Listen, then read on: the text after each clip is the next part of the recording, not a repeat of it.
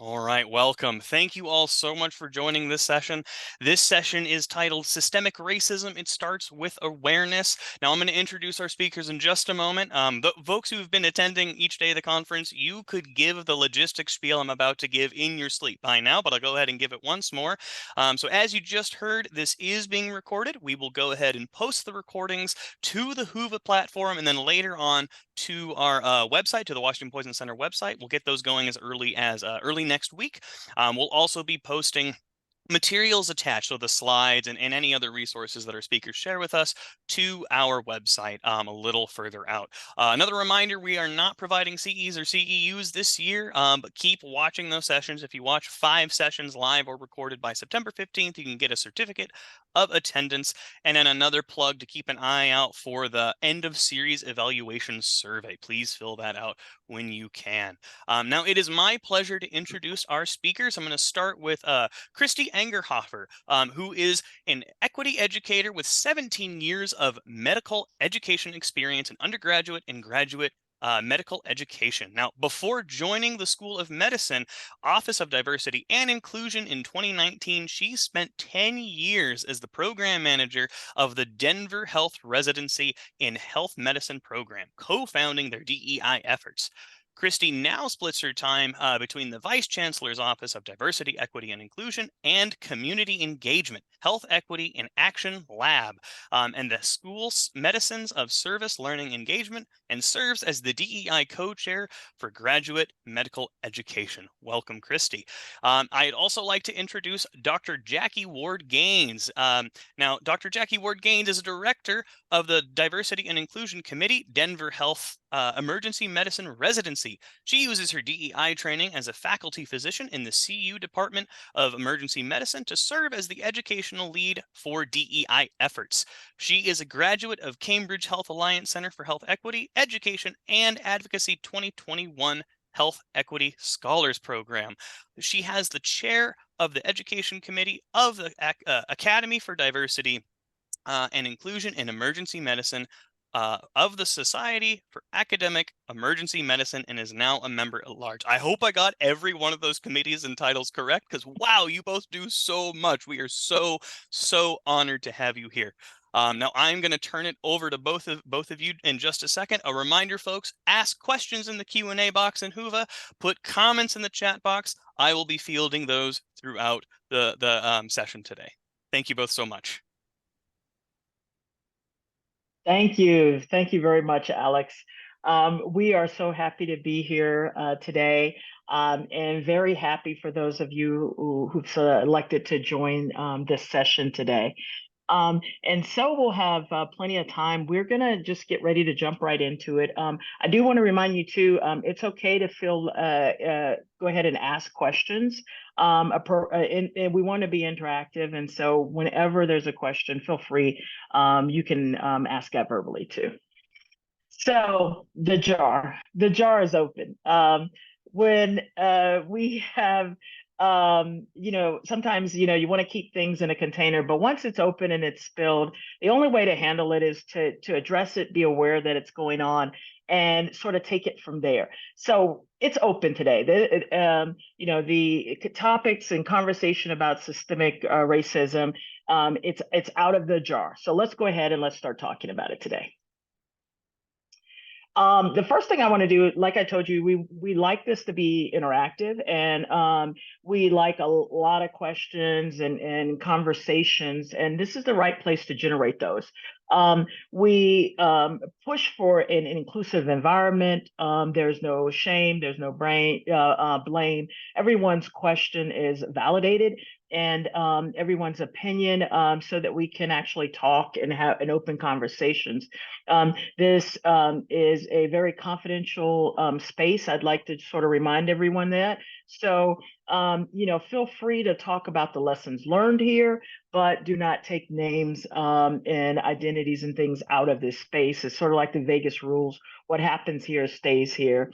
And as far as the inclusive space and all identities being accepted, and I use the pronouns she and her, and I do identify as African American, heterosexual, as you see here, cisgender.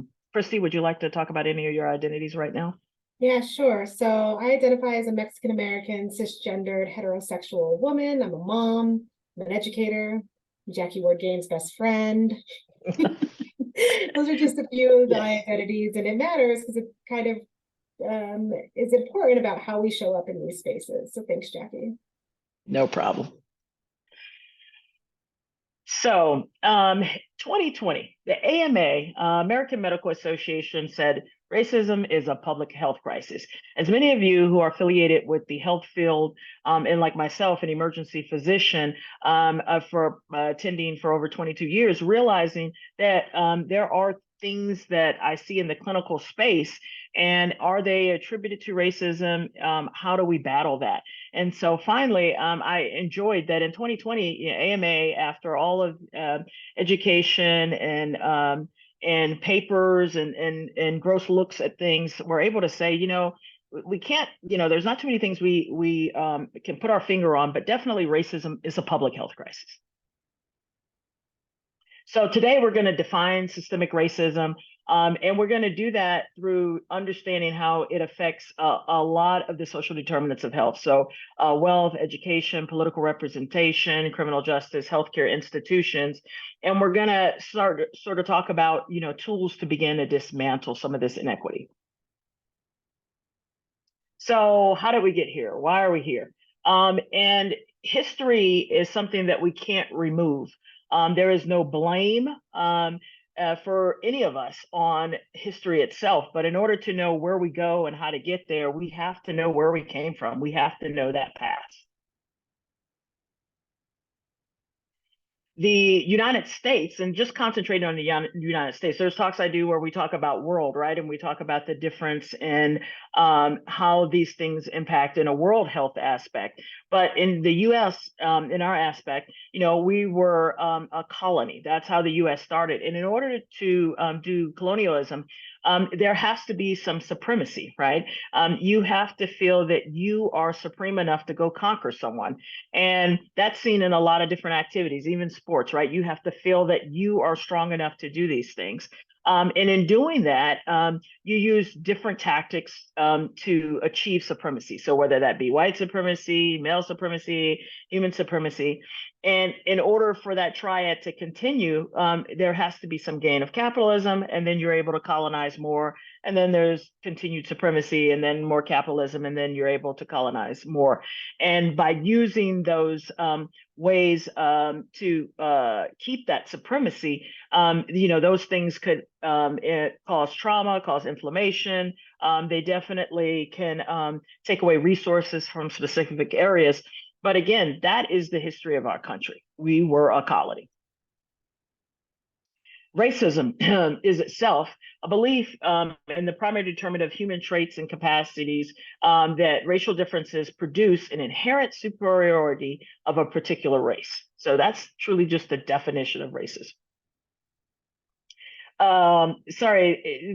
In looking at this too, we look at the historians and their theories on why our country existed, and looking also at mathematicians, they use a chi-square, box square approach, right? Where, in order to have some type of internalized superiority, you have to have oppression and privilege. And in order to have privilege, you have to have some oppression and some internalized inferiority. So if you're from the math background and looking at those theories, this is another theory, especially for those who don't appreciate the theories of sociologists. And so back to the history, as that slide kind of was out of place, but back to the history. Again, if we capture the history of the US, so the colonies, what that represented in the race, and just kind of a quick span of the nation, moving into Reconstruction, and that's after we have our 13th, our 14th, 15th Amendment, and that Reconstruction time period, where those laws and those original things within the colonies were changing in order for the country to unite. And then we go into our Jim Crow era, and during the Jim Crow era, where we start having Black codes that supported white supremacy in those times, and then to today in 1964. And most historians will tell you it's kind of back and forth throughout the rest of this time period. There's been some successes and there's been some setbacks in forming this more perfect union. Christy? What's difficult is some people, they go, is it white supremacy culture? Is that what we're surviving in? And white supremacy, it's not a dirty word. And I like to get everyone, you can look at the AMA website, and you're able to actually pull up their dialogue of terms and terminology and words that you should know. And I really like to familiarize most people when I do these with a entire list of terminology that you're unfamiliar what these words mean and you don't use them every day. And so therefore they feel foreign to you, they feel offensive, they feel that you just shouldn't use them. But these are words that we have to be able to understand the definition and be able to have conversations with it. Otherwise, we can't move on. And so white supremacy is not a dirty word, but what that looks like is what we're actually living in. And what happens sometimes, the longer you swim in it, right? The longer you're in something, you don't realize you're in it. And so I love this picture, where the little fish feels like he's in this big ocean and everything's great and everything's there. But he's in a little fishbowl when we look at that perspective and look at it from a different view, and being able to do that, take a look at from different perspectives, and maybe realize that the culture that we in, there is some sense of perfectionism. There is some sense of I'm the only one. There is a process bigger, more, right? So these things are associated with white supremacy, and that is the culture that's there. And that's neither good nor bad. That's just the culture that exists. So because of that, these systems and structures, were put into place by the history of this country. Therefore, those processes, as they happen, there is some forms of systemic systems that have disadvantages. Christy? So what does that mean? Why do I even care about it? I told you I'm a physician by trade, EM physician and academics, and this is what I love. So why does that matter? And it matters because I see patients like this, and I wonder, how do I impact their life? How do I change what's going on in their life? And so I'm just kind of going to give you this case, and we'll talk about it a little later. And it sort of helps you realize why I think about these things and why I play this role in trying to make sure we bring awareness here, and then we bring tools and interventions in this space. And so in this case, we got a 28-year-old Black female. She presents complaining of headache. She's had intermittent headaches for about 5 years. She had a rear-end accident maybe about 5 years ago also. She gets the headaches a couple times a week. They're normally associated with nausea, photophobia, and she sometimes feels like she can't even see. It's so severe. She's been to the my ED many times, and she gets these same instructions about migraines and how to handle those when she's discharged, with advice to stay away from caffeine and salt. It seems like they're going to trigger them. We tell her to stay away from smoke, things of this nature that are really going to impact and make her continue to have headaches. And then we tell her, follow up with the neurologist. We put those things in place and say follow up. So this is a typical case in one of my days that makes me think about what we're talking about today. And here is the look of what that looks like on systemic involvement on different levels, because the beauty of when the AMA said, hey, it's a public health crisis, it's not just internal biases. And so you see there's a part for internalization, right, where you have your own race bias beliefs, and feelings, and there are individuals with those, but that is not the entire system. And so there are things that we do on the internal area where we work on bias and bias beliefs yourself, internalize, to see how we can work with those. But then there's the interpersonal things where, the bigotry is actually shown between those individuals and their actions.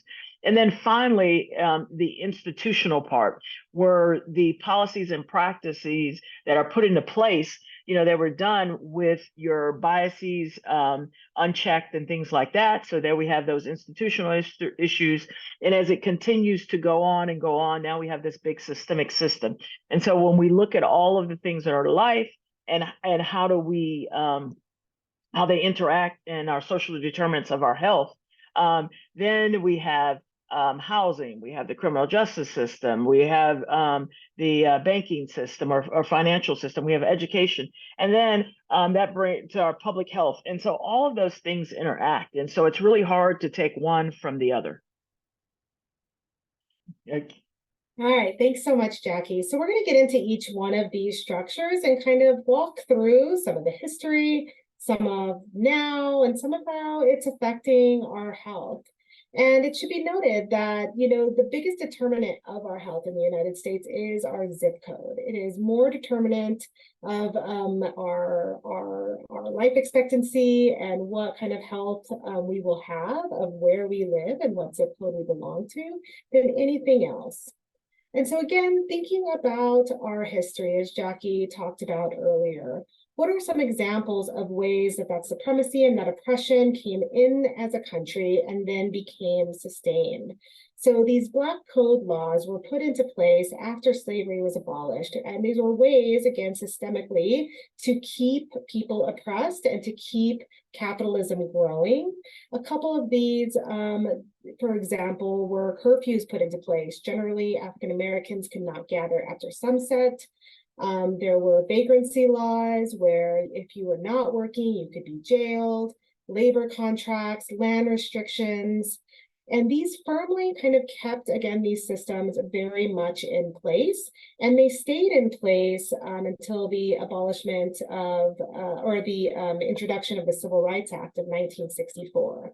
And these codes appeared throughout the South as a legal way to put Black citizens into indentured servitude, to take voting rights away, to control where they lived, and how they traveled, even to seize children for labor purposes. And so we'll see these systems throughout our presentation today. And then what's the effect of that, right? How does that carry on to our modern day? And so this is just an example of net worth by race and ethnicity from 1989 to 2016.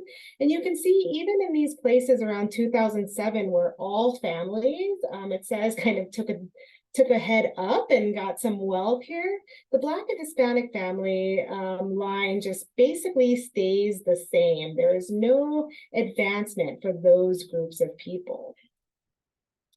And this is another example of that. The Black women, sometimes they wonder, like, why are we paid less? Why are there these big gaps in wages between women and men? And then if you add on intersections of identity, including Hispanic and Black, those gaps increase quite a bit. And they say, oh, are they less ambitious? Well, no, of course not. They're just as ambitious and likely to want promotions as white men and become top executives, even in the same job. But there are different standards and different barriers that are put in place for individuals. And the gap widens with how much your lifetime kind of earnings over a long period of time. And you can see here that what I find really interesting here is the more education that Black and brown women get, the actual wider the pay gap happens and increases for individuals. And again, when you think about this in accumulated wealth, this is millions of dollars over a lifetime in differences between race, gender, intersections of identities, all of that. And again, as I mentioned in the very beginning, there is a negative health outcome to this. Living in a high poverty area often means a lifetime of struggle with underperforming schools, limited job opportunities, higher crime rates, poor nutrition, healthcare. inadequate housing, and that all can add up to a shorter and sicker retirement. So Americans who live in the South, where they kind of have this deemed as like the poverty belt, can expect to live fewer healthy years past 65 than those who live in other parts of the country. And health disparities among seniors in their final years align closely with profound geographical differences in poverty. The region where more than 30% of people live in high poverty areas, again, have just such a lower health expectancy. And if you look into your neighborhoods and different areas, we see that here in Colorado. There's literally a line between two neighborhoods really close to our University of Colorado, where there is a very affluent neighborhood and a very non-affluent neighborhood where the minimum earnings for a family of four for the unaffluent is about $40,000, and the other side, a few blocks away, is about $100,000 for one person in the household. And the life expectancy between those two neighborhoods, I think, is an average of 12 years of difference. With that, I'm going to pass it to Jackie. Any questions or comments on financial? Nothing just yet. So folks, please hit us with your questions as you have them. Or comments, either one. So now let's get into political representation. And this, as we kind of talk about it, this is not a talk on political parties at all. This just means having the ability to be represented. So go to the next slide. Christy, thank you. So, as far as voting, so just the right to have someone speak for you and for you to be represented. So, although, 1870, right? So with our 15th Amendment, the citizenship was given to African-American men at that time, but there were plenty of things put into place to prevent that. And so some of those things include the poll taxes, and then the literacy test, that you have to take a literacy test in order to be able to vote. And as you guys know, actually reading in that British English and some of those constitutions can be difficult for anyone. And so what happened, illiterate people who still probably wouldn't have been able to pass that test, as long as they were white residents and their parents had been able to vote before the 15th Amendment, they were grandfathered in. And so not having the right to vote, definitely you just don't have the right to have your voice heard and to be able to put those the views and someone representing your views into place. Chrissy. So even today, you look when people go, 1870, and if we even look at the night after the 19th Amendment, when women were able to vote, right? If we still look at those, there is still such a issue with discrimination when trying to participate in that process. And this political process, the process of voting, is so important. And to see that now that still, over 19% of African Americans report some issue with attempt at trying to take away their vote, or discriminate it somehow. Compared to our white neighbors, where there's only a 4% chance of somebody or some attempt in discrimination and trying to take away your vote. And so that is, very important in us being able to, again, if I care about things in my neighborhood as healthcare, being able to ask for health clinics in my neighborhood, ask for grocery stores that have better food in my neighborhoods. Like if I'm not able to participate in that process, then again, that you can see how that greatly impacts your healthcare. Christy? And here's just the schematic. I love this. The schematic on the right side, right, actually shows if we had equal representation by our breakdown in the U.S. And so if we did at that time, looking at the number of Black senators we should have, the number of Asian American or Pacific Islander representation we should have, and the amount of Hispanic or Latino.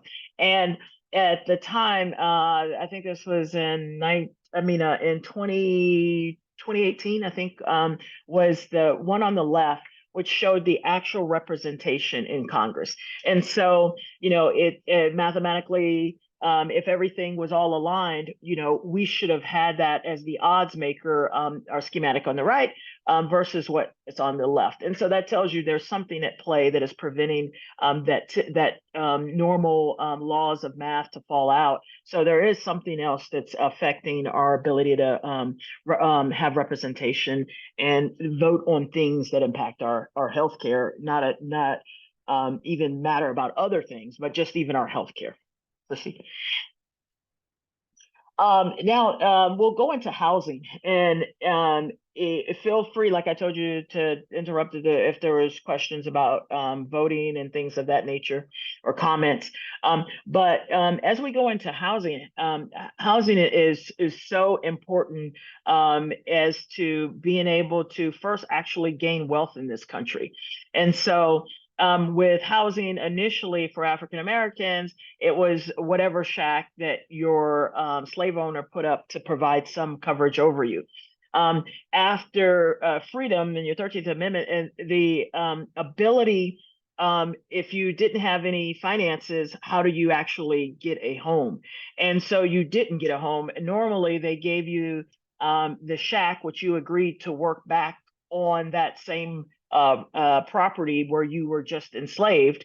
If you agreed to work back on there, then you had that housing. Otherwise, you did not have that housing at all. And so being able to acquire housing to things where when you did have financial opportunities after industrialization and you were able to work in certain areas in a great migration to the cities, that the areas that were capped for you and made for you, where developers and landowners actually wanted to do it, were actually what we call housing projects. Christy? And some of the things that was so important with that is when we look at redlining, which is a process that today it still exists in a lot of cities. And even if it doesn't exist by statute, it exists by prior history, what was there. And so your neighborhood, as Christy brought up earlier, your zip code is the big determinant of your health care and your health status and your life expectancy, what your financial, it is that neighborhood. And so when you have one of these lovely neighborhoods that has access to transportation, access to clinics, access to pharmacies and to grocery stores, your health is going to be a lot better than if you're in a neighborhood that does not have that. And that redlining practice definitely went on from 1934 to 1968. But again, like I said, we still have those processes today. What was interesting about redlining, or that made it and one of the things that it continued to happen, was really the education system. And so when African Americans, it was told that as far as integration into the school systems, and the Supreme Court case, Buchanan and Warley was actually more known for its impact on that neighborhood zoning. But in 1970, that race-based zoning was unconstitutional. So you could not do that. You could not say that someone could not live in your neighborhood. So what was decided was that you couldn't be in that neighborhood because you couldn't go to that school. So they relocated all the segregated schools. And so if your school was on one side of town, you would have no desire, no need to be in a different neighborhood, where you could have 20 miles to attempt to get your kids to school. And the school that was 20 miles away, again, if you're not, your child is not in school, that is illegal. And so it was one way of enforcing race-based zoning, even though it was deemed unconstitutional. So there's many ways that they've gotten around with continued race-based zoning. Yeah, and I just want to add another point on that around the housing, is that another thing that was put into place was kind of this this prevention from construction of apartment buildings or Yes. multifamily houses or Mhm. units in certain neighborhoods. And so that was just another kind of perpetual way, ensuring only those that can afford single family homes could live in these areas and only people. So there was, and those are just a couple of them. Yeah, and thanks for bringing that up, Chrissy. And some of the things which is interesting, you can go ahead to the next slide. As far as single home, in order to be eligible for a single home, you have to qualify for the bank to get that home loan. And so when we look at those and we take here, and this was from the Consumer Financial Protection Bureau, and what they did, these were based on the same home size, family sizes and salaries, and we looked at the denial rate. And it looked at how high that denial rate, and you can see in 2006, definitely where it was kind of skyrocketing to 2006, 2007, where an African American family, again, same income for the same size family, was at like a 35% denial rate.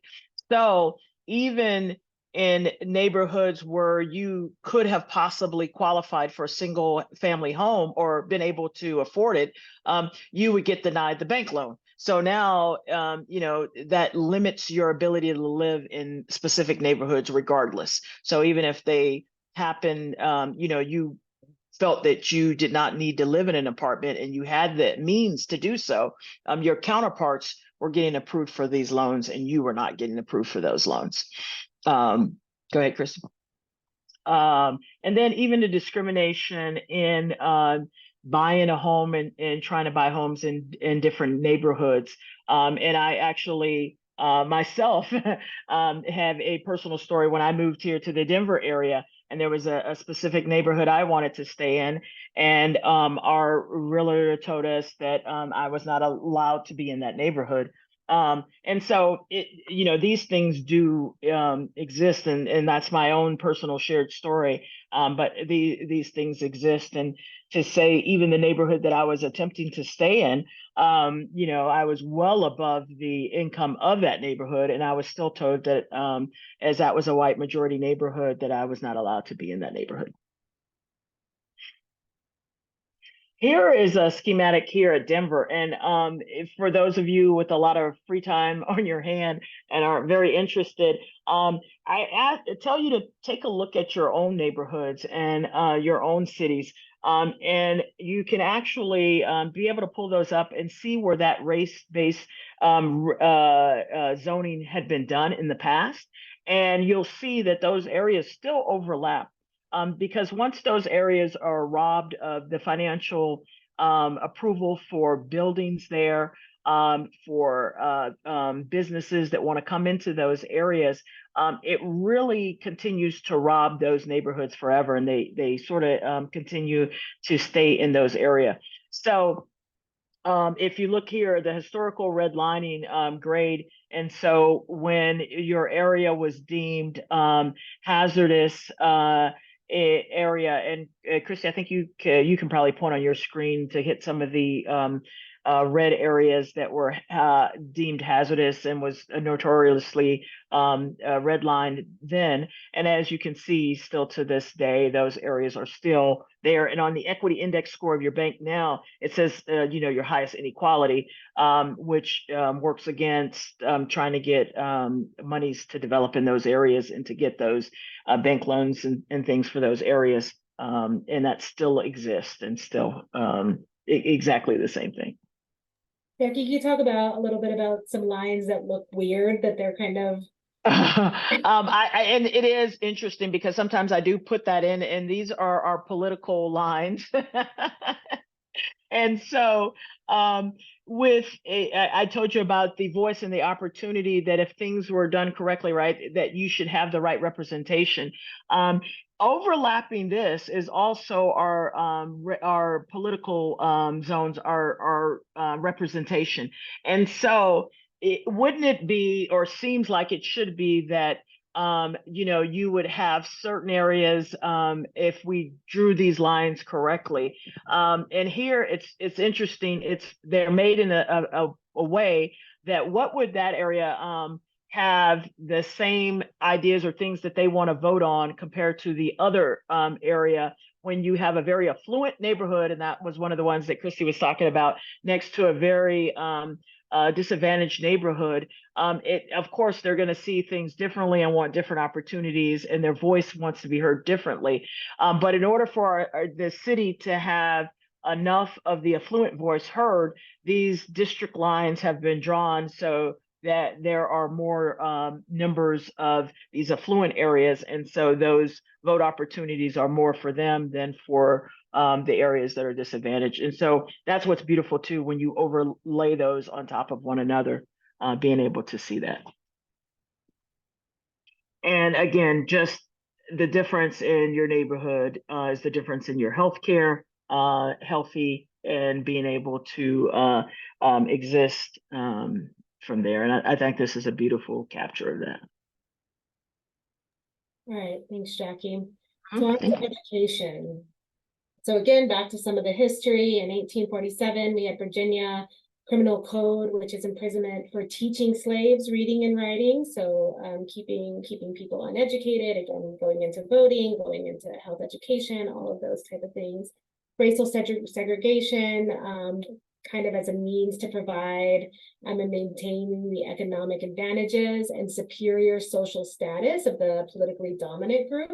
So this kind of separate but equal idea came about of like, everything's equal, we just don't want to all be together. And we took a look again at some of our Colorado schools to see how this plays out today. And so this is just a schematic, but what we found was for every student enrolled, the average non-white school district receives $2,226 less than a white school district, and these are in our Denver public schools. Poor white school districts receive about $150 less per student than the national average. So this is an injustice to all of our kids, really, but especially to our ones from historically marginalized backgrounds.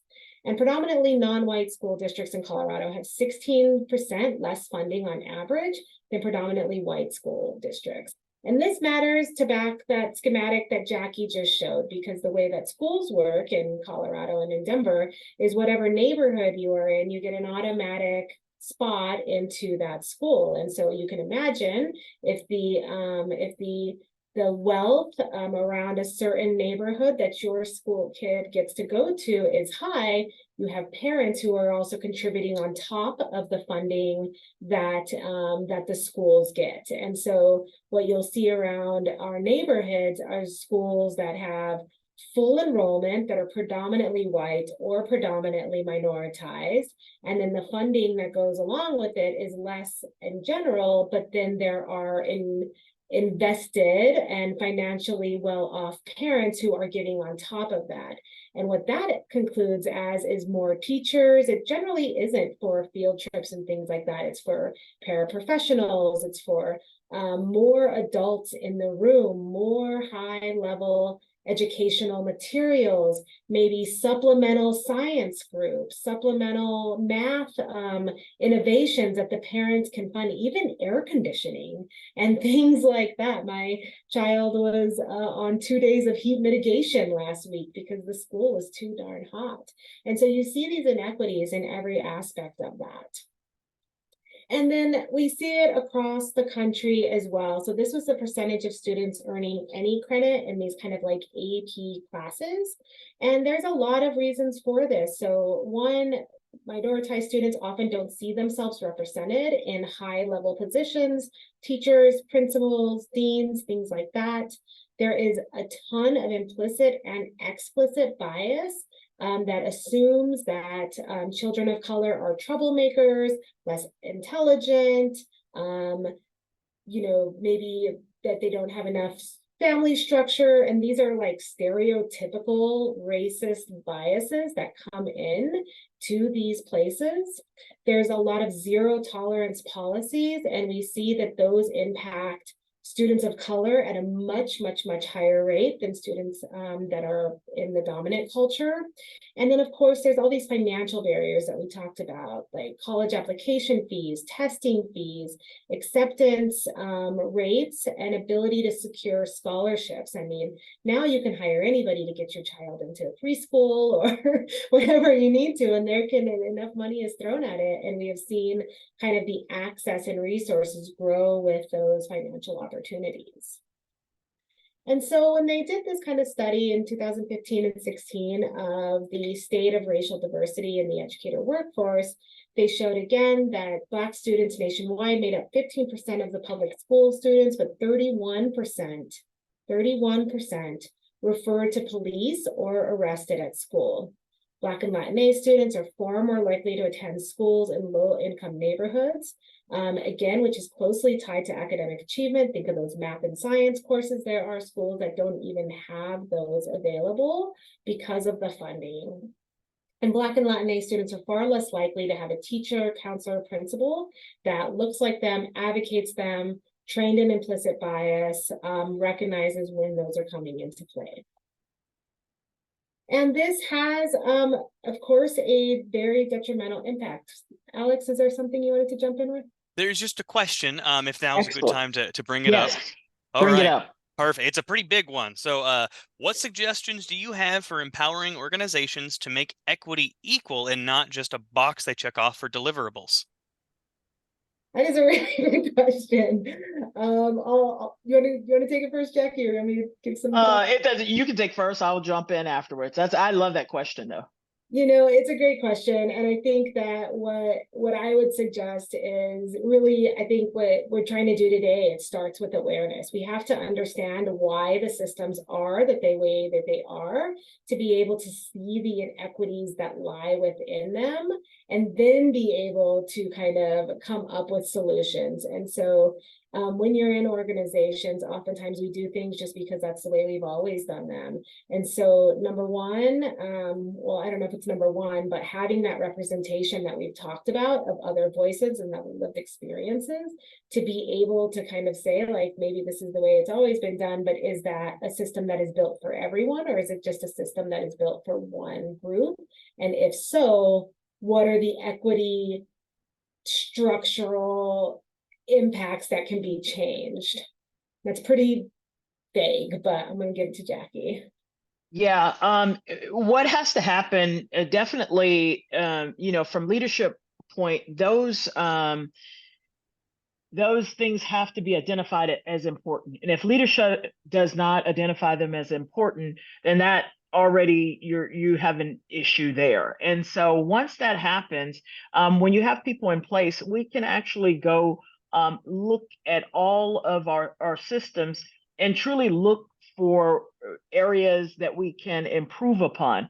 And so what's interesting, some of the things you can do is break down for, recruitment. So once you, again, that's one area of a lot of organizations that exist. And when you have good DI leaders in that space, looking at those recruitment areas and finding what is happening in recruitment that has nothing to do with us, but that has been in place for a while, and look at those policies and how they happen and why are they happening, and then make those interventions there. And so then you can start doing things looking at, are we only recruiting out of advertising and publications that are only seen by specific people? Can we widen that advertisement group? What are we doing for the face of our place? Are we displaying it such that we are inclusive, or that we want to be inclusive and that we want to do those? And then set those everybody, every industry, they want to see those numbers, right? Like, what is our return on investment? What is our return on investment? And so setting those numbers up, that these are the things that we can expect to get out of it. And it's sort of like education. Sometimes it's difficult to give that exact dollar amount in return on investment, where you are saying that if we do this, I'm going to get this many people, and that's difficult to do sometimes.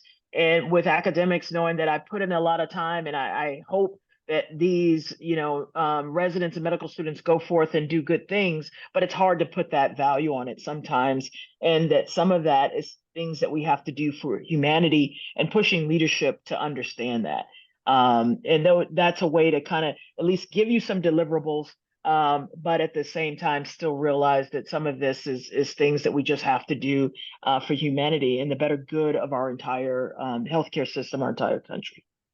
Yeah, and just a little bit more on that, exactly what Jackie said is there is data out there. There was a great paper published recently on the cost of health inequities, not just the actual dollar amounts that it costs a hospital, a state, a country to give inequitable care, but also the cost on the system, the cost on the providers who are providing that care in a system that is overrun. The same goes for, and there's a slide on this at the very end, but there is a lot of data that when you make equitable processes, everybody raises up with that. It doesn't just benefit maybe the people that it was intended to level up, but it does benefit the entire organization. And I'll give you another example, just to go back to that school reference that I gave. Is so in elementary school in Denver, you're kind of tied to that school that is right next to your house by your address. Well, in middle school, in some neighborhoods, it's more of a lottery of like a group of like 5 or 6 schools. And so when we provide each of the elementary schools with what they need, with what all the children need, they are all filtering up together into the next level. And that benefits everybody, right? It benefits how much time we're spending on math and how much time we're doing in these spaces. And so really both kind of finding the inequity and then proving and getting that institutional buy-in for like why it actually benefits not just, DEI, but everyone else.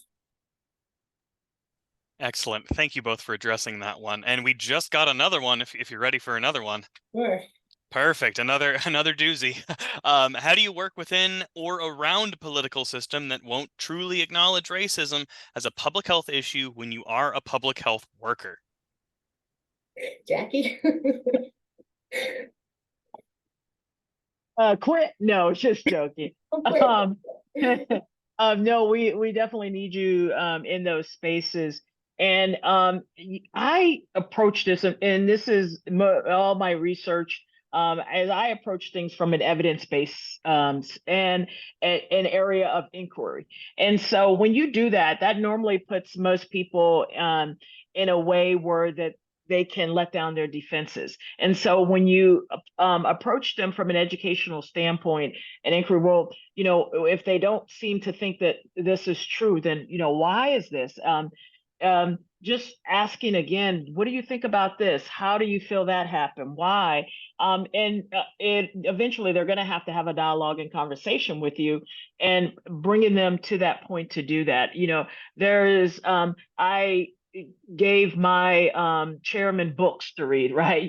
So there were, a Christmas gift, here's a book. These are things just to read, and to the point where it's a good translation of ideas where he can actually give me a book or some information to read, and then we can actually have conversations about it. Like, my information is from researchers that have theorized and are showing their theories in an evidence-based research question manner, where yours happens to be some people who decided to have a podcast and have certain feelings, so then we could validate our resources. And we got to the point where we started looking at what is the best for everyone. And if that's our goal, then we can start working together and making those changes and decisions. And so I'm gonna, hats off to you. I know how it is to work in areas where it can be quite frustrating when people don't believe these things happen. And so just why we do what we do, as far as Christy and I, is still trying to bring awareness that this exists, and making sure when you approach your other workers and your leadership, that this is not a blame game, and stop, get your feelings off your shoulders. This is not about blame. This is about where we are now and where do we get better? How do we contribute and make things better? Yeah, and I would just say, you know, sometimes I try to get away from diversity and get back to health equity. Like, I would, it would be hard to find someone working in these fields that say they don't believe that people should have equitable care. And so if we can find that common ground, like Jackie said, open those doors, it's also not your job to convince everyone. And that's not my job, and it's not Jackie's job. It's our job to kind of present information and open dialogue and do these things. But I think that sometimes there can be a very big racial like battle fatigue that is put upon people as well, of like, I have to convince people, or I have to like get them there. And to that, I would say another strategy is find your allies. You know, this person might not believe it, or that person might not, but there are surely people who you're working with and are in spaces with that that are allies in this work. And when you combine yourselves with in that, you know, we have more data, we have more evidence-based things to go off of.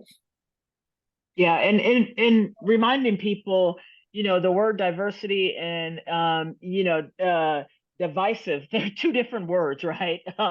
And so in order for, you know, to have a great, you know, basketball team, right, we do need diversity. I need a big man on there. I need a fast, great shooter. I need a great dribbler. I need a great pass. You know, you need the diversity to make the team great and to make it excel. And it's okay just as long as we appreciate everybody's diversity and move on. And that's not being divisive at all. And so understand those words aren't the same. And I think for some reason people love to kind of lump that together, or think that by appreciating differences that that is being divisive, and that is not.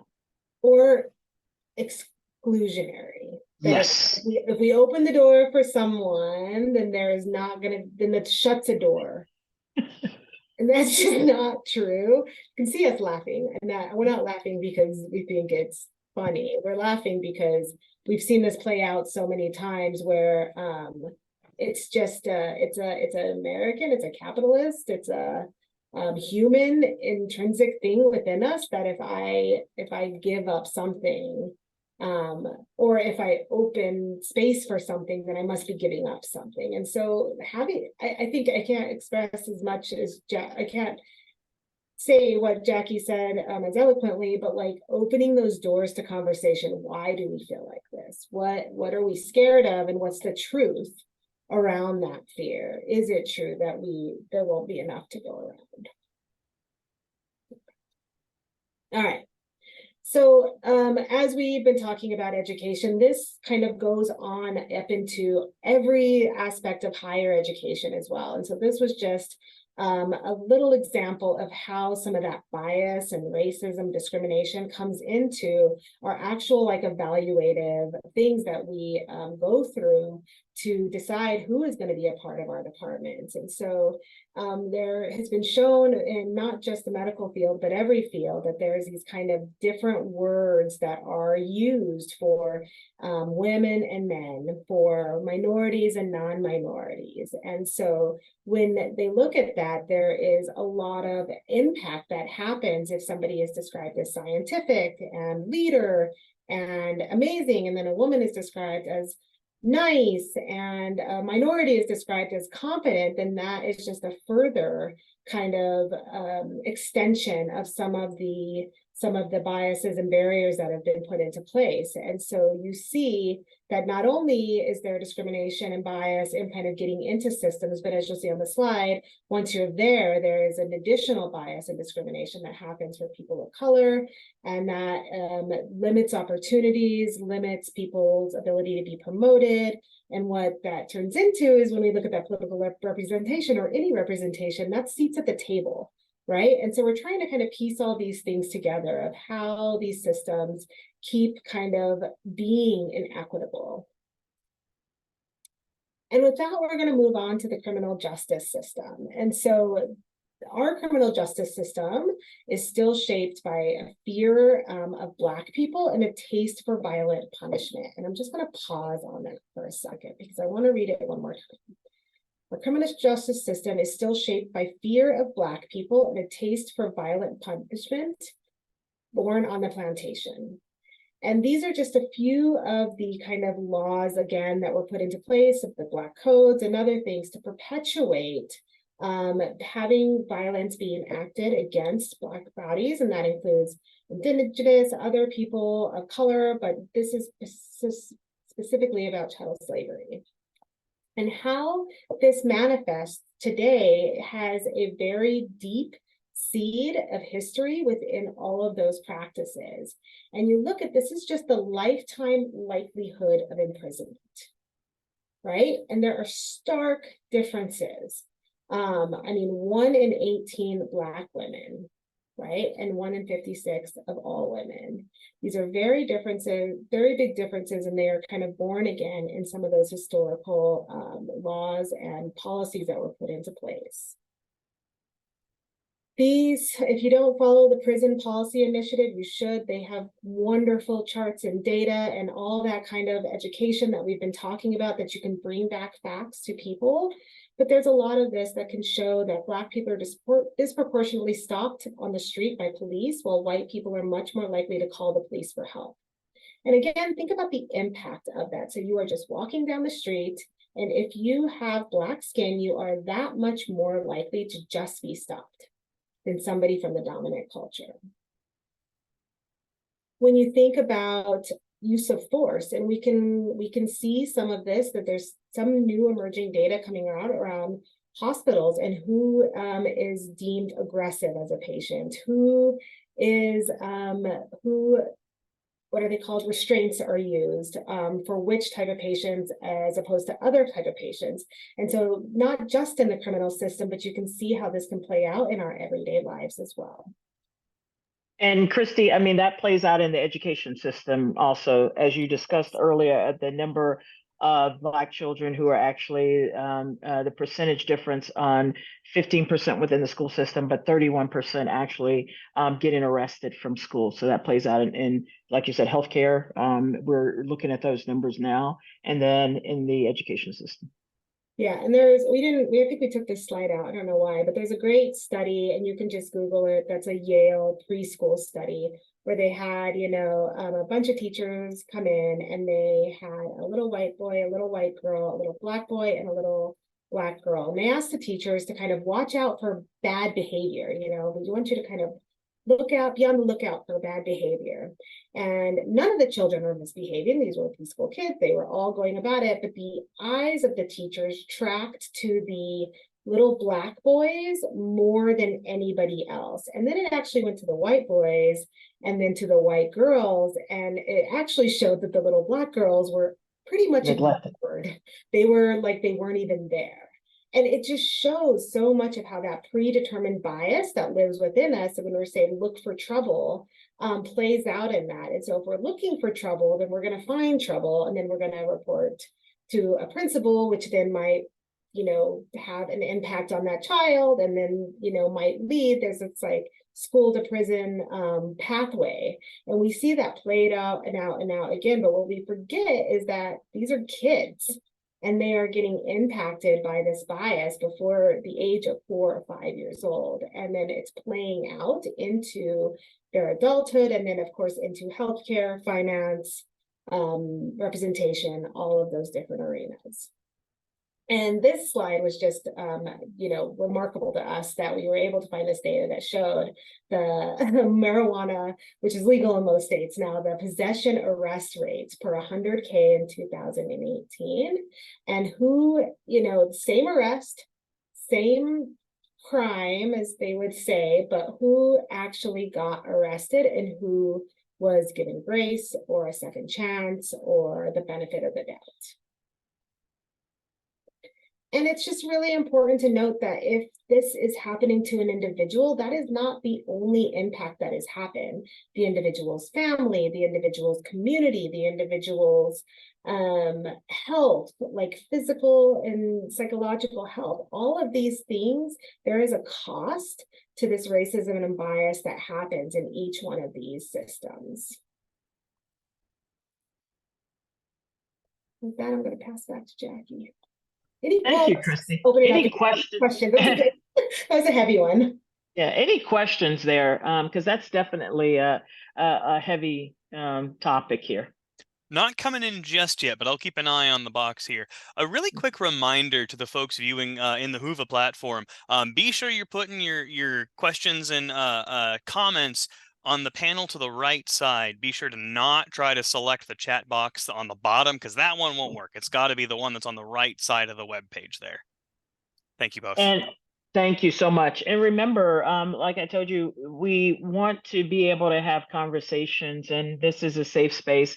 So feel free, again, we appreciate diversity. So anyone, whatever your viewpoint is, even if you don't feel the other 80 some participants or whatever think that is the viewpoint that you have, this is a safe space and place to ask questions and to view and to talk with your colleagues here. So and as Christy kind of was alluding to at the end of the criminal justice, a lot of times people, they don't realize the impact that plays on healthcare when you have a young child who has a father and a brother imprisoned, and it just continues to have a big impact on healthcare, health outcomes.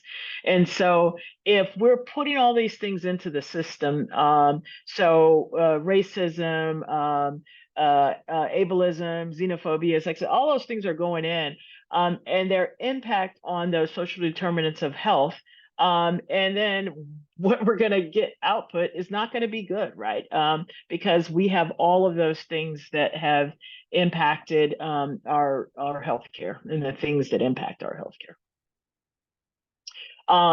Healthcare in the U.S., again, it definitely, in general, up until the 19th century, it was mostly folklore kind of stuff anyway. There were limited physicians all over. But at the same time, for enslaved people, those things were experimentation, and it actually could use to get out of prison. Some of the big experiments at University of Pennsylvania, to get out early if you volunteered for medical experimentation, and then sometimes you were forced to do it. And then the healthcare was segregated. So again, definitely not equal care.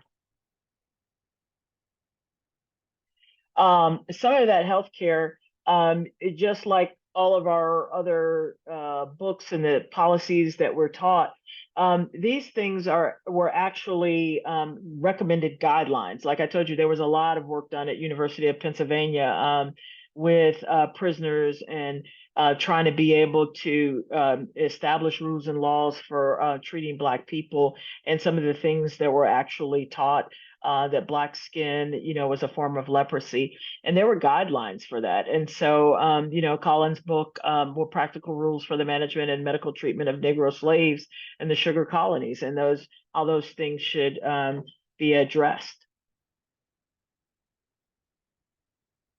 Sure, the next slide. Sorry, Christy.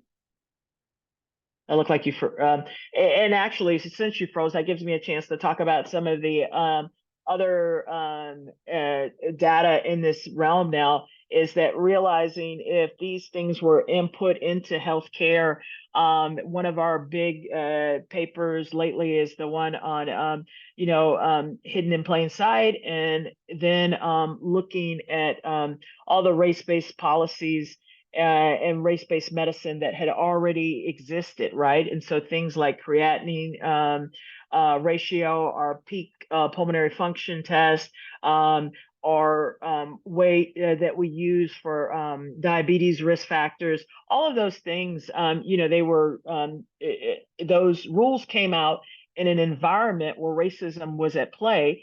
and where individuals thought that way too. So of course the research is going to reflect those things.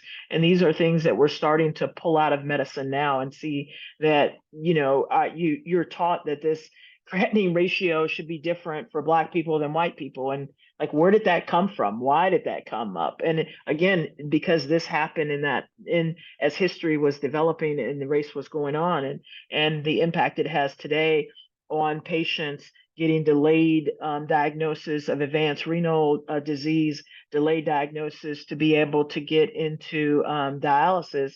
And then therefore they're more advanced when they get on dialysis and have lower life expectancy, and their inability to get renal transplants because their creatinine has been adjusted for being Black, and therefore they don't meet those numbers. One of the things that was theorized is that it was all about insurance, that if we gave everyone insurance, then our health disparities would disappear. They would disappear because it's all about insurance. And we know that that did not happen. The uninsured rate has improved tremendously from 2013 to 2018. And we see that big improvement, 10% in African Americans, and 6% improvement in our Latino population. And so even after this improvement in health insurance, we still have a big disparity. And so we're starting to see that there's still other things that cause disparities, and it is not just insurance.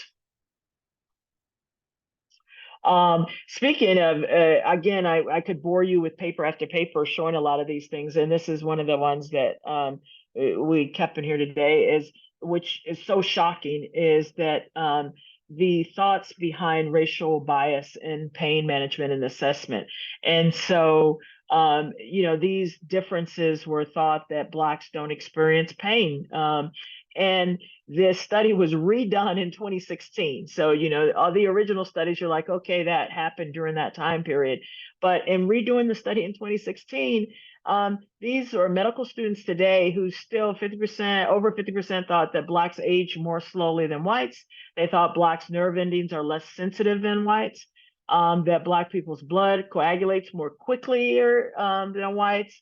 Whites have larger brains than Blacks. I mean, they thought this is normal. This is, what do you mean? And this is in 2016.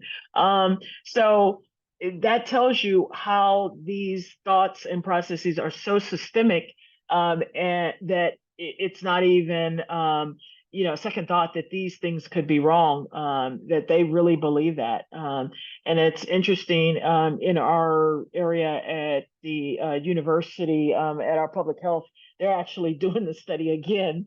So it is interesting that we can still show that these false thoughts, health and race really plays an impact on healthcare. And we wonder, why African Americans don't receive pain medication. If you don't feel that their nerve endings are sensitive, then you're not going to give pain medication.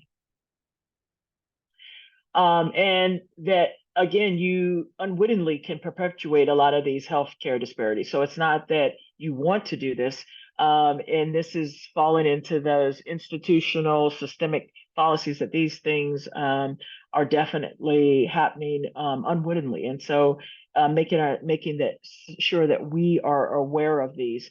And I know, especially with this being, our conference with opioids, a lot of the work that I'm doing here locally in trying to help with, again, these same health disparities with populations of those suffering from substance use. And so that this disparities, they work against a lot of groups, including race.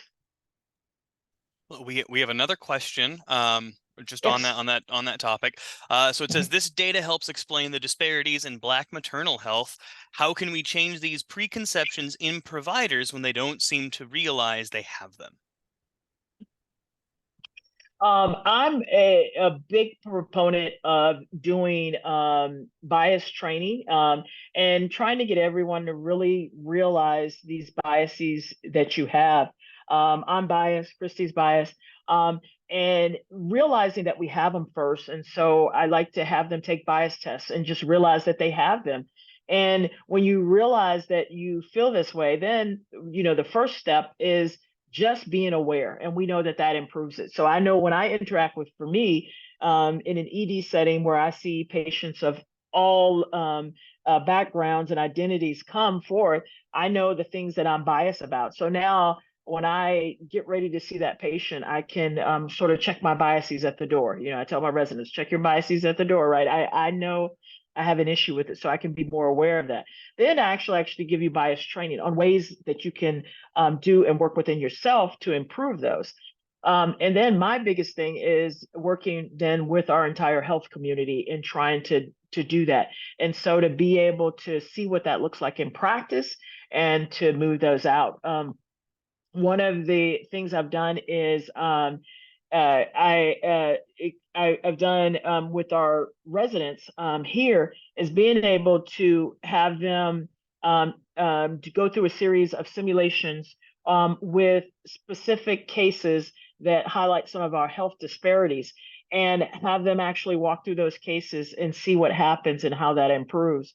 Our OB department here, they're kind of doing that separately too.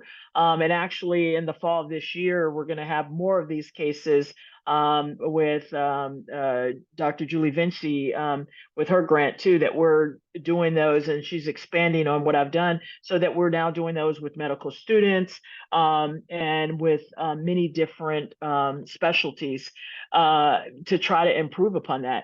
And it was so interesting in the feedback from those residents to actually, say that they don't have bias, say that they're okay, and then yet they take an example simulation case of a sickle cell patient, and then they do out the case, they never gave any pain medication. And so then when we're able to look back at the case, we're like, hey, you said you said that's not what you were thinking, but what happened? This was real action, a real simulated case, and you gave no pain medication. How did you, what made you do that? And we do those cases with our SAMHSA grant here, also with our opioid. So we're adding those in, and that's what we're doing here. And I'd like to see that because I think it works really well. And I'd like to see that being pushed out all around. I've done one for our some board certified EM physicians at AAEM, but I again like to see that because I think in practice, that's the way. When we don't practice things, we don't do them. With everything we learn, we practice, right? It's practice, practice, practice. And so I want us to practice because it's only in action can we improve and realize that this is going on. And like I said, our OB department they're definitely trying to do that and have they've got a good community approach and having their residents realize, why do they do these things? Why do they think that this specific woman, she says she's feeling this pain differently. Why are you not taking her at her face value? Why are these things happening? So, in small steps, we're doing it, and hopefully those things can continue to grow and decrease health disparities. Like I said, that's why I do this. Yeah, and I would mimic everything that Jackie said, and then I think the next step after that is like practicing we kind of think about it on our individual basis, and Jackie talked a lot about that, like what's within ourselves, like what is our bias, a habit, is it, again, it's not about blame or shame, we all have it. Everything I watched when I grew up to every community I was a part of came into my brain and put people into associations. But it's also like the next step of once we know better, doing better, and also recognizing it for other people. So if we see bias happening to a patient, asking another question, if you ever hear anything that says like all so-and-so is so-and-so, like all medicated patients don't follow instructions. The easiest thing to do is say, all? Really? Is all anything? And it's those simple interjections that might change the course for that patient. Number one, it is modeling it for other people who have been watching it happen and maybe not saying anything. And it's also changing it for the next patient after it. And so these things are not overnight, ever going to happen. Even for us, like I can mitigate my bias. I don't know that I can actually get rid of it. And so just as Jackie said, really doing that deep dive, but then I wanted to take it a step further and I think that's how culture change starts, is talking about it and saying, and then what did make you think that what equaled that? What is it within ourselves?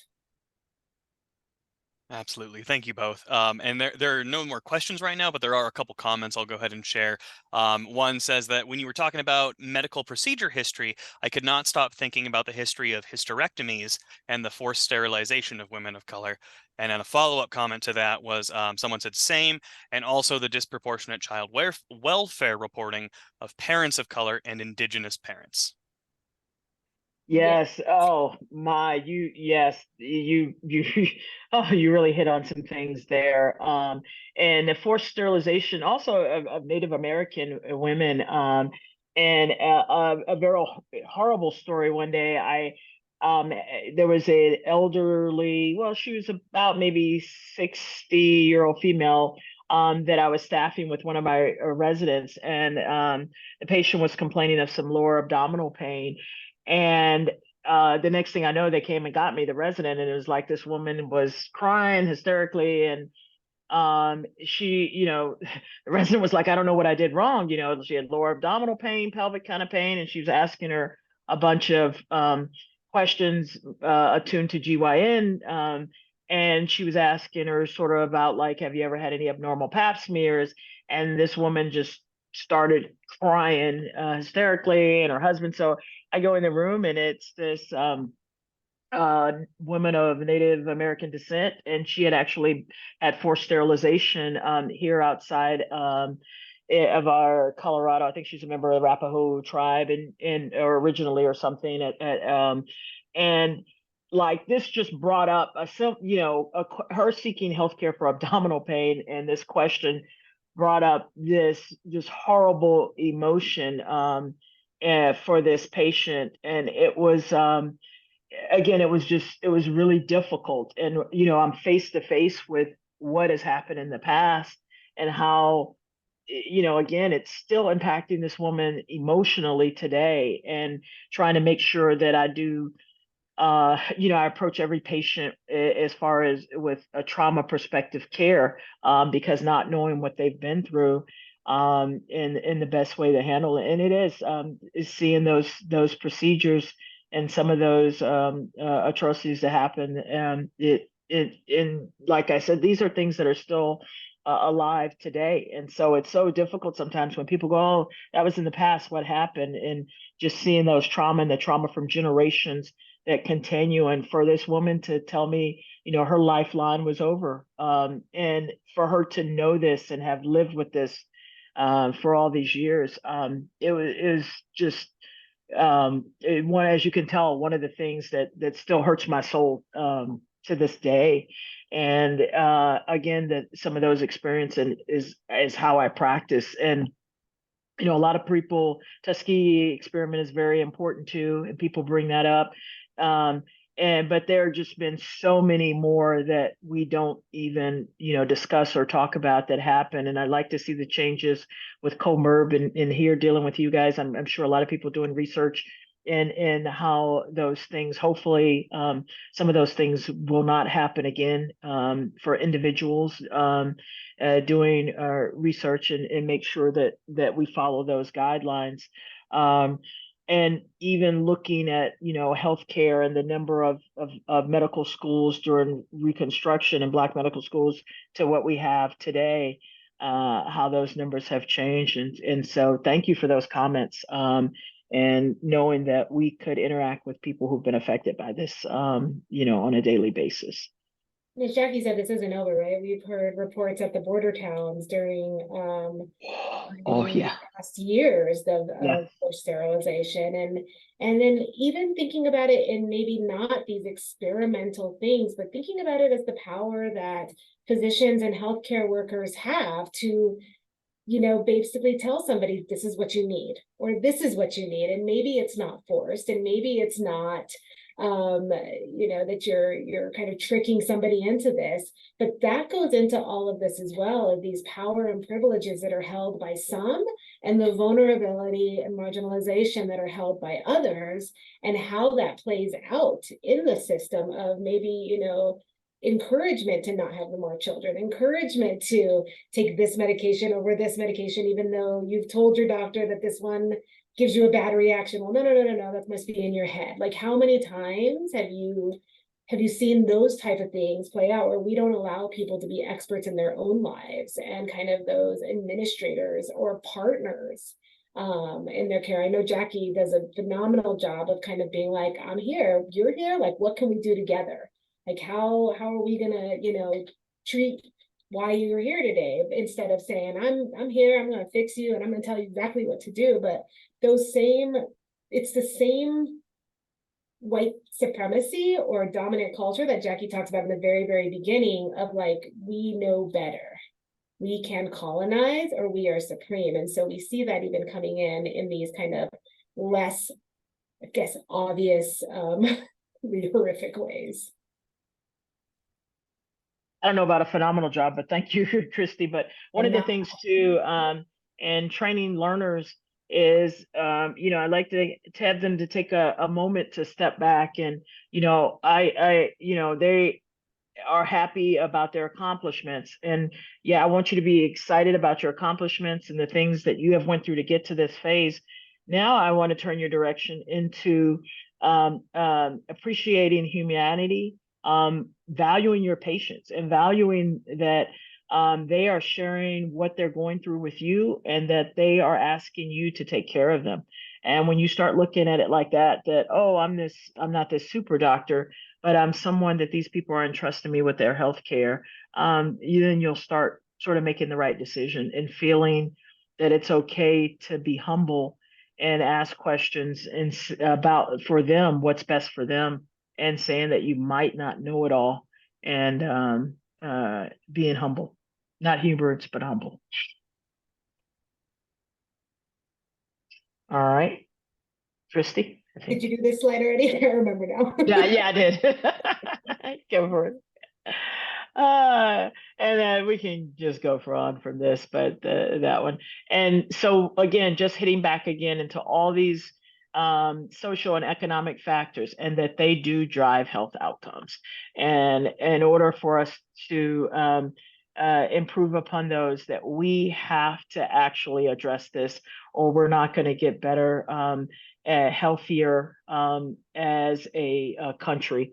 And if you look, and this is the Kaiser Foundation, right? And so racism and discrimination, smack across, that it impacts those, and it's impossible to improve it and improve those health outcomes without addressing that.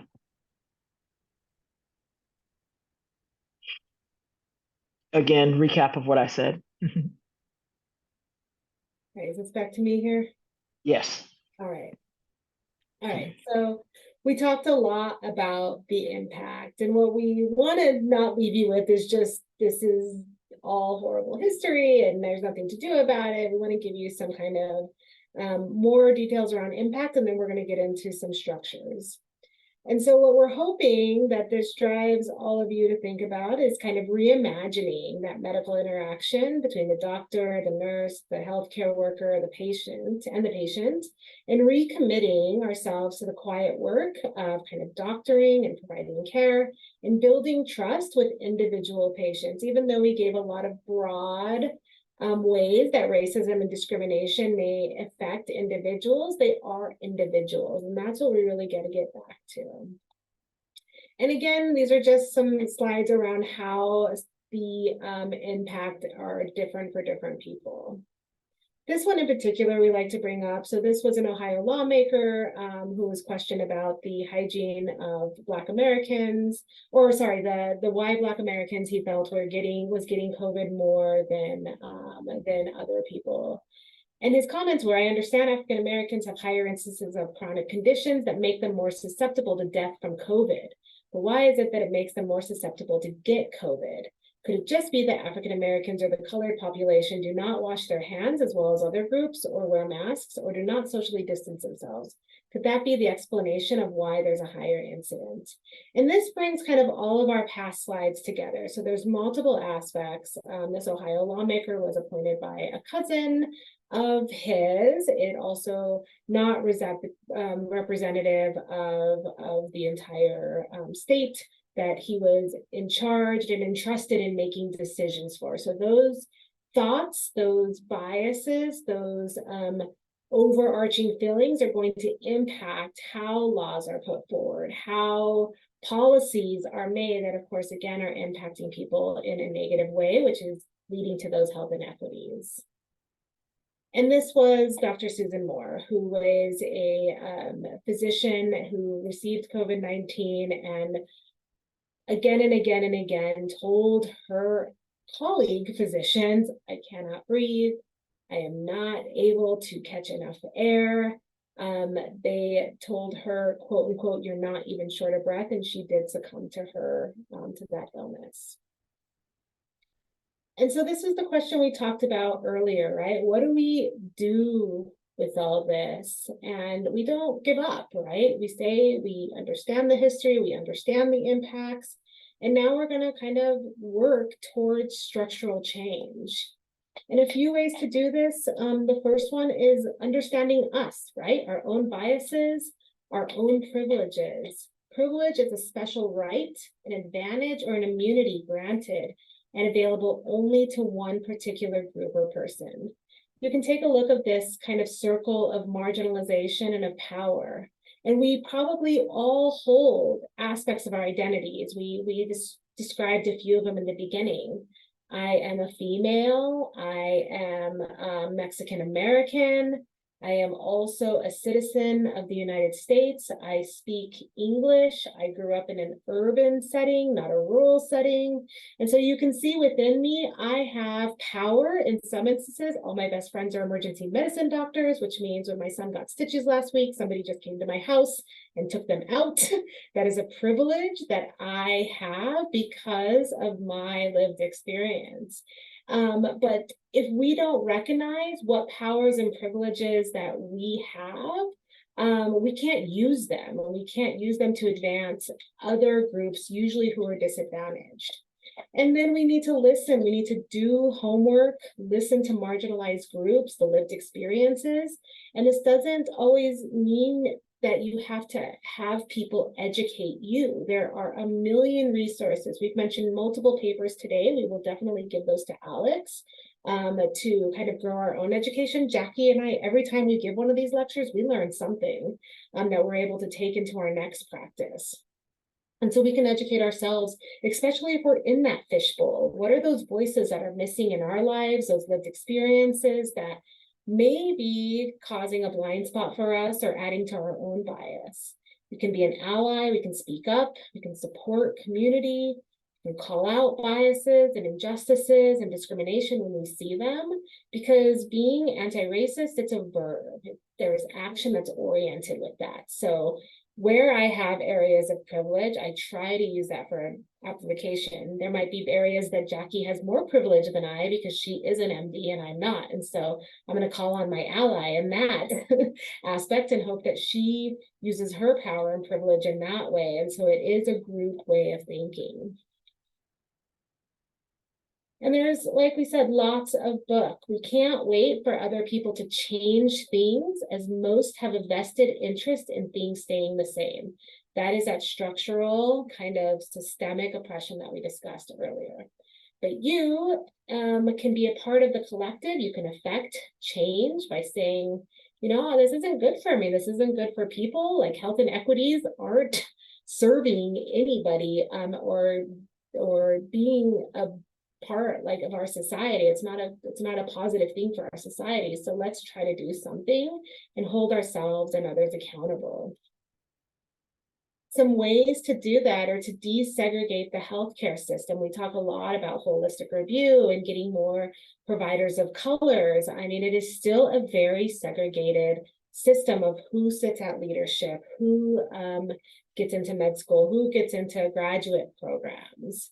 We need to kind of look at those policies and practices of everything we do, how we hire, how we promote, how we engage with the community, what parts of those aren't equitable or aren't equity minded. diversifying that force like I talked about, doing trainings like this and just gaining more awareness of both the historical aspects, but also ways to engage in the process of making things better. And then deepen our investments with the community. Public health is public health. You are here as a part of the community, as serving the community, and how do we work with and for the community instead of just asking the community to kind of come into our space, taking what we need from them, and then not really investing back in them.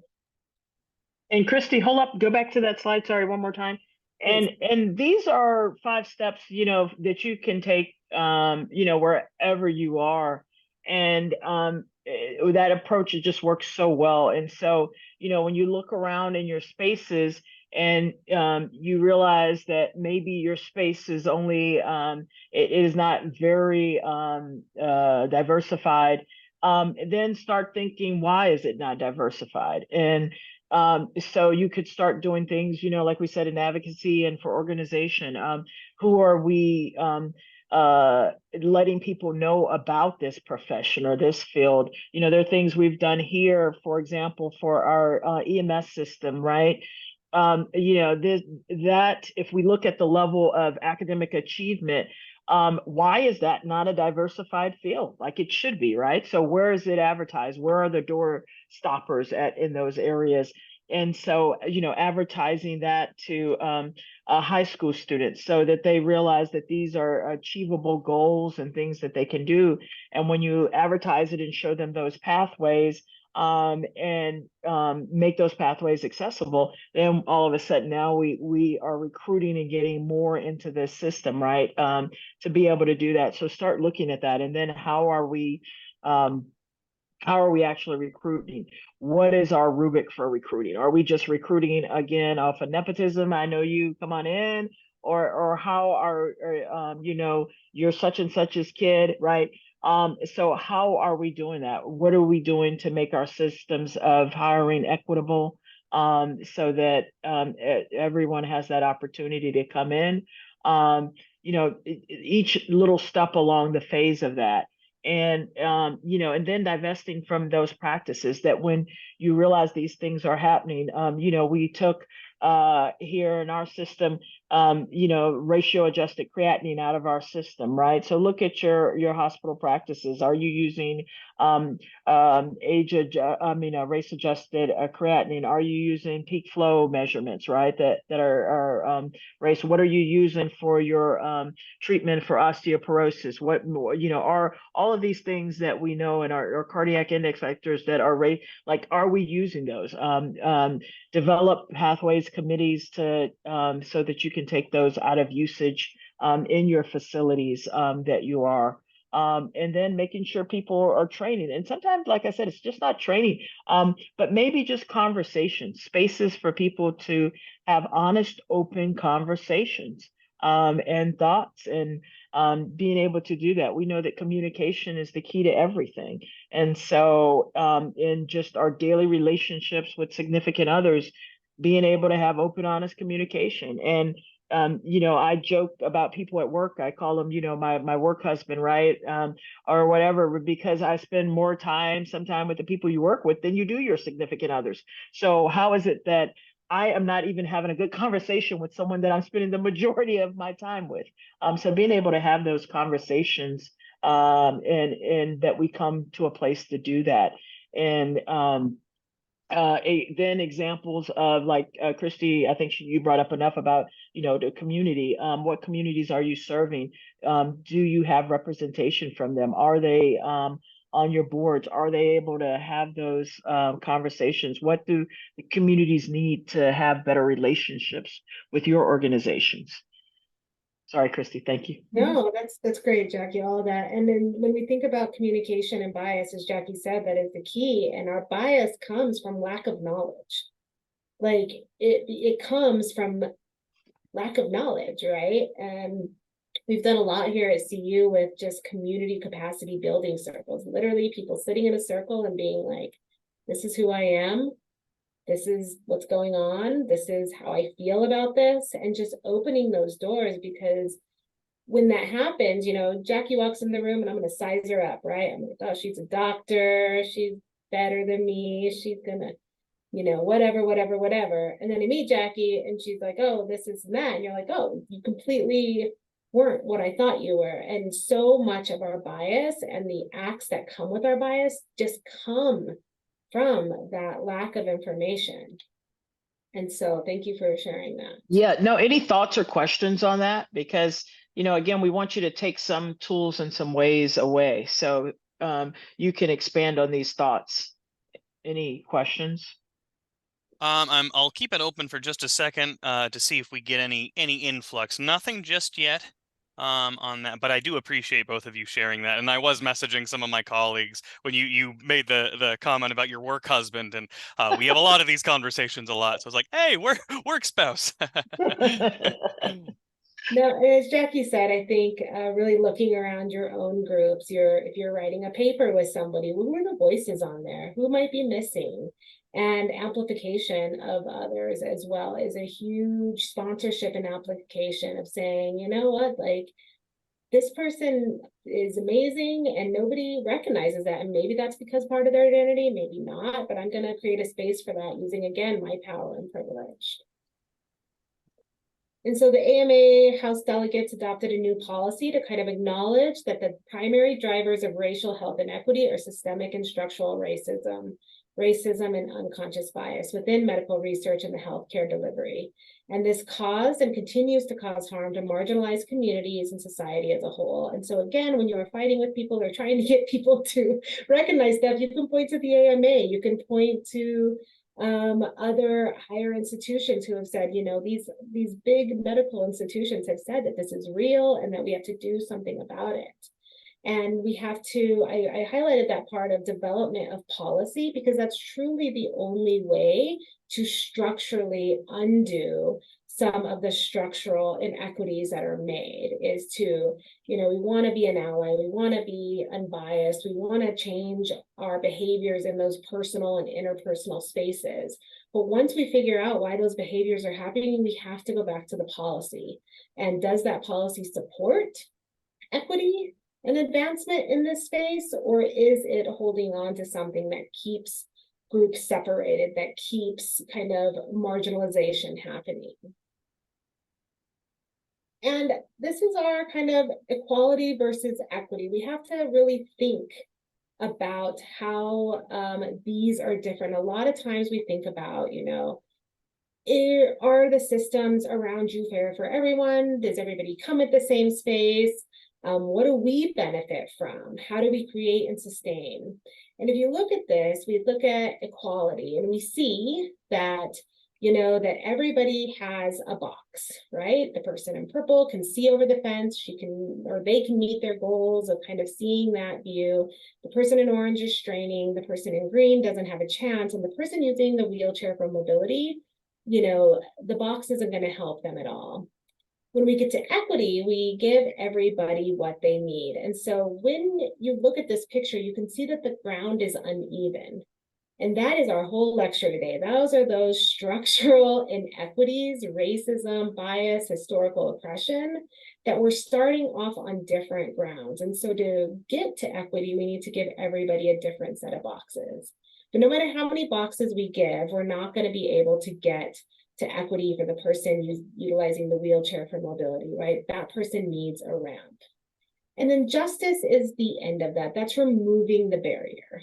But we should also note, like, when we build that ramp is going to help other people. If your foot is broken, if you have a stroller, if you maybe are at advanced age, it's not just building the ramp or getting the barrier for that one person. And this is what I was kind of alluding to earlier. When we build these systems, it benefits people that we didn't even know that we were trying to build. But the long and the short of this is that justice portion is finding those barriers within your system and actively working to remove them.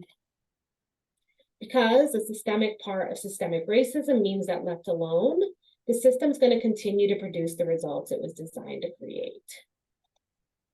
And we just want to, you know, before we pass it back to Jackie and go back to our case in the beginning, we want to talk about race. You know, race is a social construct. There is no such thing as race, none. It's just a human race. Scientifically, anthropologically, race is a construct and its social function is racism. And if we can just start there, then we can see that so much that Jackie was talking about that divide is all that kind of made up thing in our mind. And if we can kind of get rid of that, then we can move all of these things forward. Back to the case, Dr. Grovewood. So back to the case. And the case, right? So now with all of these things that we know that impact healthcare, we go back and we look at it. And so there, again, there's this 28-year-old female with headache. It's been intermittent for 5 years. She's rear-ended. And she gets the headaches a couple times a week, feels horrible. And then she keeps coming to the ED, keep treating her headache, keep telling her the same thing, right? And then she's never following up with a neurologist. And so, you know, having to look at that case again, she never follows up with a neurologist, and colleagues and people said, oh, she's just non-compliant, right? She's not compliant with any of the care that we've given her. And so when I start seeing her as the patient that, yep, go for it. Looking at those questions, why is she not following up with the discharge? Again, like I told you, approaching it from an inquiry and not a place of blame on the patient that you're not following up. And so with curiosity, asking, why are you not following up on that? And to find out that I'm really doing, I guess, number 2 first, but why is she not followed up with neurology? And the fact that she doesn't have transportation to get there. She misses a lot of days because of the headache. And if she misses another day, she's going to get fired from her job. And so she has not made it to that neurology appointment. And then to come to find out, she can't even afford the copay for the neurologist if she could even get to the neurology appointment, right? Jackie, should we ask if people are willing to put in the chat, like if they have any? Yeah, actually, yeah, we've got plenty of time. We didn't know if we have it open or not. Yeah, that's what I was getting ready to say. So we can actually kind of go through and let people just kind of chat. Sorry, Alex, to put you on conveying some of those answers. But that helps everyone out. They can do 1, 3, and 4. Our questions 1, 3, and 4. So why she's not following up on her discharge instructions, why she's hanging around the smoky area, and why she's still consuming the triggering foods. Nothing just yet, and no need to apologize. It's literally my job right now is to field those questions.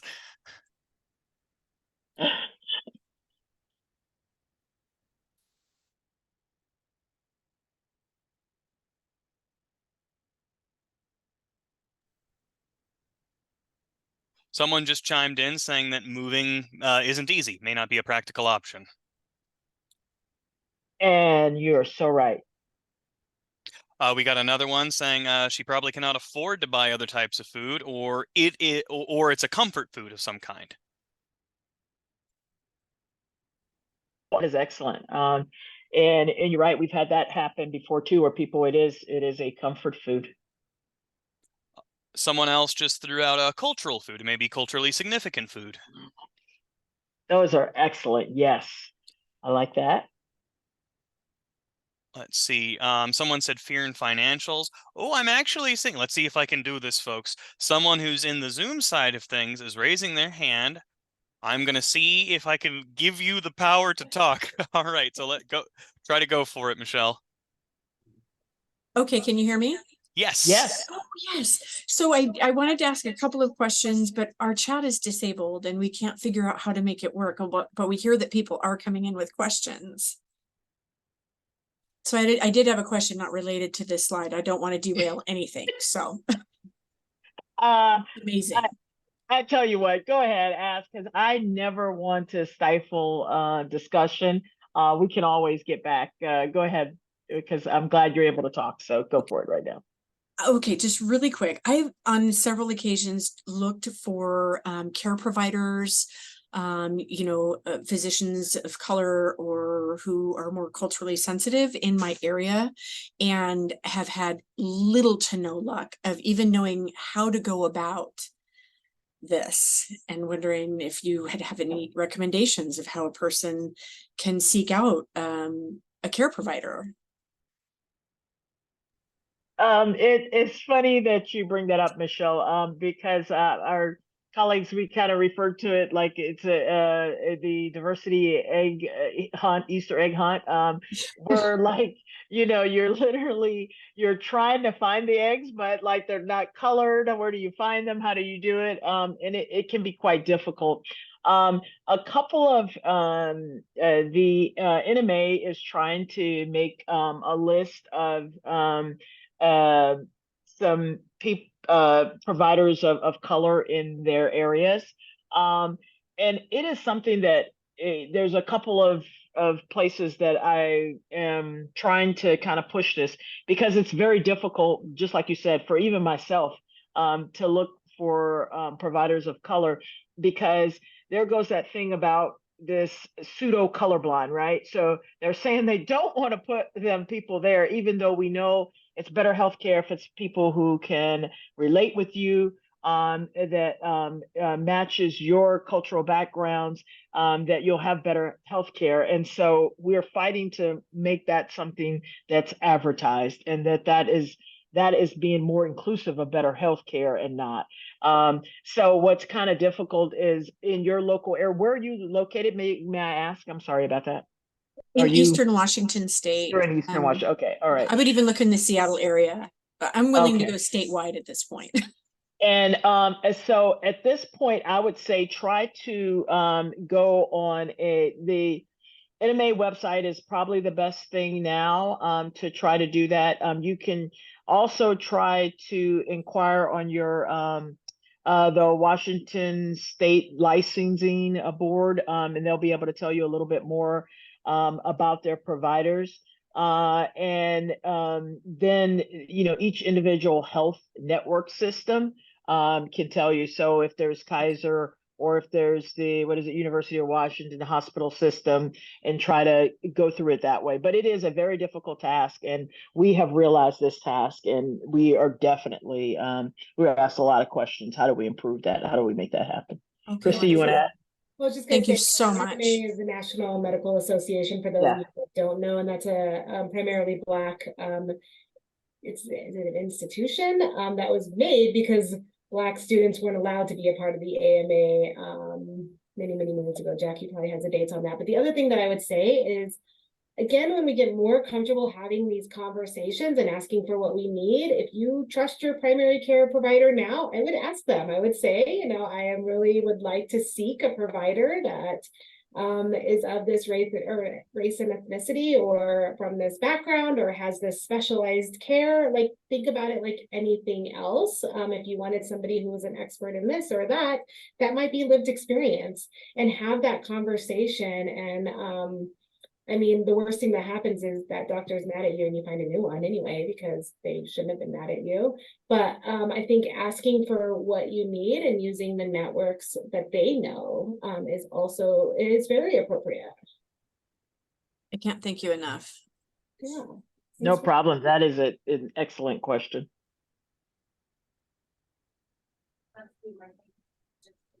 All right. Thank you for asking that, Michelle. And for anyone who made their way into the Zoom portion directly, we apologize. We didn't realize that was actually an option in the way we set it up until suddenly folks were in there. So I have now enabled chat through Zoom directly. So if you have any of the Zoom only folks who are not in Whova, please feel free to add stuff there. If we don't get to it by the end of the session today, I'm going to keep a track of all of those questions, all of those comments, and we can do some follow-up with our speakers. And we're almost at the end. So Jackie, do you want to take us? Yeah. So again, and I'm just, again, I have the questions in those orders, but I'm gonna just jump around. And so I love the answers with why is she consuming the triggering foods. Like someone said, a comfort food, which is a good thing. It could be cultural food that's a mainstay in the diet. And it's also accessibility, what we found. And that there was a corner store. There was no actual grocery store in her neighborhood. And on her way to work every morning is this corner store. So her routine was to stop there and get a pack of peanuts and coffee. And that was her breakfast. And that was her meal for the day, to later in the day for lunch. And so, of course, we can definitely see why that's continuing to trigger, but that was what she had access to. Then number 3, why doesn't she move? And like someone said, yeah, moving is just not as easy as for everyone. And when you come from a place of privilege and power, you don't realize that. You're like, oh, I'm tired of this stuff going on in my neighborhood. I'm gonna move, or I'm gonna get up and go. And so where this patient was staying, it's one of our disadvantaged neighborhoods that they've put a lot of factories in the neighborhood, and some of them are marijuana, but they put a lot of other factories also in those neighborhoods. And she is on a assisted living a stipend, and it goes to that place. And these were one of the apartments, of course, that accepted that in that neighborhood. And so her not having the ability to move from that. And once we really start asking questions and finding out things, we found out we were able to get the social worker to be able to write a letter asking the Section 8 people to allow her to pick and choose another area. So if there were other areas available, that she could move to one that this was impacting her health care. And why is she just not following those instructions? And some of that, again, it was financial, and like I said, job, being able to actually get off, and being able to actually financially afford to get to the appointment. And then we found out to get to that neurologist, it was like a 2-bus transfer. So it took extremely long time to actually get to that appointment. And from that, then we were able to put her with another neurologist in that area that actually accepted her insurance there, and work with a voucher for the copay. So, sometimes just asking questions. And it actually took less time on this visit to see this patient, because the inquiry wasn't, let's just give her some headache medicine and send her home again with these same exact discharge instructions, but just taking 1 minute to just go, hey, they asked that you do this. I'm sorry you're suffering these headaches and you're here again. What is it, why haven't you followed up with the neurologist? And again, in not a blame way, but asking in an inquiry way. And again, it just changed the entire visit. What can I do for you? How can I help you do these things? And that was a quicker visit, actually, because we got to the real root of the problem, and then being able to actually make a difference in her life. And again, just stepping back, realizing as a healthcare provider, if I'm not aware of all these other things that were going on, that I was unable to provide good care for her. And by being aware of these things and asking, it really changed the landscape of her care. And it improved our health outcomes. And I thought this was one of these interesting cases where I could really, it's just not a serious case, right? Headache, but being able to see how important all these other structures were, and impacting the social determinants of health. And when that happened, all of the things that she has endured living in that red zone and not having access to foods or ability to catch the bus and get out of that area to the neurologist we recommended. And so just simply doing this and being aware can make a big difference in people's health care. And so I'm asking all of you today to just try to be aware and be aware of where you fit. And we thank you so much for being with us today. That's just our last slide. And I'll share for people to see it. You can read it on your own, but I just want to say thank you as well. And we will provide some resources to Alex to send out about a couple of the papers that we mentioned today. Thank you. Wonderful. Thank you both. We did get another question come up in the Q&A box. What advice would you give someone who is of color to advocate for themselves when it comes to seeking medical help or mental health help through a provider? One of the things I tell people to do is first to take your time and actually write down your questions. And I find that makes a big difference when you come in and you know what you want to ask. And it's sort of like you said, you don't get derailed. You don't come in and they tell you open up, whatever this, okay, that's good, and here you go. So that you come in with your questions so that you're showing that you want to be a part of these healthcare decisions and what they are. And doing that. And actually, we have a community partner that I bring in to talk to the medical students. And he is so interesting because his thing is he starts all his interactions with the first thing he tells them is like, I'm an African American male.